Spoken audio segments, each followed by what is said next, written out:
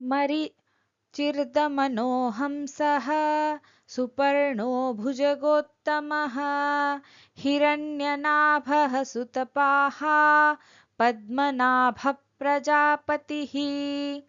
भगवान विष्णू हे प्रकाश स्वरूप किरणांसारखे तेजस्वी आहेत. ते दुष्टांचे दमन करणारे आहेत. ते हंस स्वरूप आहेत. ते गरुड रूपाने शोभणारे आहेत. ते श्रेष्ठ नागांचे अधिपती आहेत. त्यांची नाभी सुवर्णासारखी तेजस्वी आहे. ते महान तपश्चर्येने युक्त आहेत.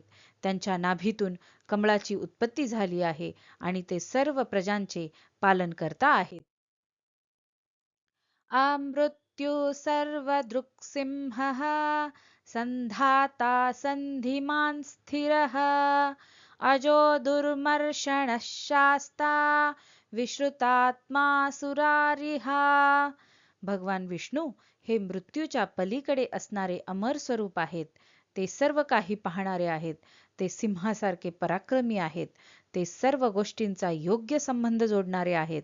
ते सर्वांशी एकरूप असणारे आहेत. ते स्थिर आणि अचल आहेत. ते अजन्मा आहेत. त्यांना कोणीही सहन किंवा पराभूत करू शकत नाही. ते शिस्त लावणारे आणि शासन करणारे आहेत. त्यांचे स्वरूप सर्वत्र प्रसिद्ध आहे आणि ते देवतांच्या शत्रूंचा नाश करणारे आहेत. गुरुर्गुरुतमो धाम सत्यः सत्यपराक्रमः निमिषो निमिषस्त्रग्वी वाचस्पतिरुदारधीः. भगवान विष्णू हे सर्वश्रेष्ठ गुरु आहेत. ते परम तेज स्वरूप धाम आहेत. ते सत्य स्वरूप आहेत. त्यांचा पराक्रम सत्य आणि अचूक आहे. ते निमिष रूपाने क्षणभर डोळे मिटणारे आहेत आणि अनिमिष रूपाने सदैव जागृत आहेत. ते दिव्य माळा धारण करणारे आहेत. ते वाणीचे स्वामी आहेत आणि अत्यंत उदार बुद्धीचे आहेत.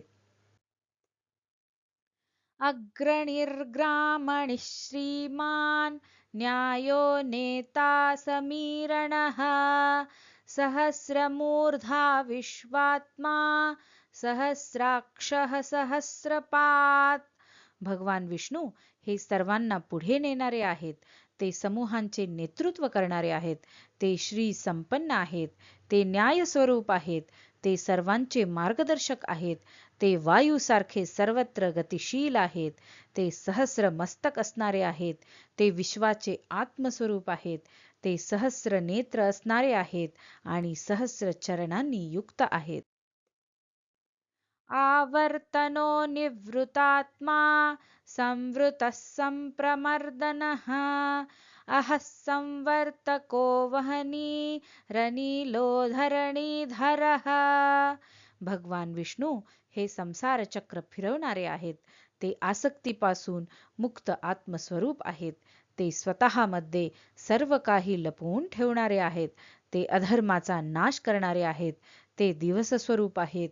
ते सृष्टीचा संहार करणारे आहेत. ते अग्नी स्वरूप आहेत. ते वायू स्वरूप आहेत आणि पृथ्वीला धारण करणारे आहेत.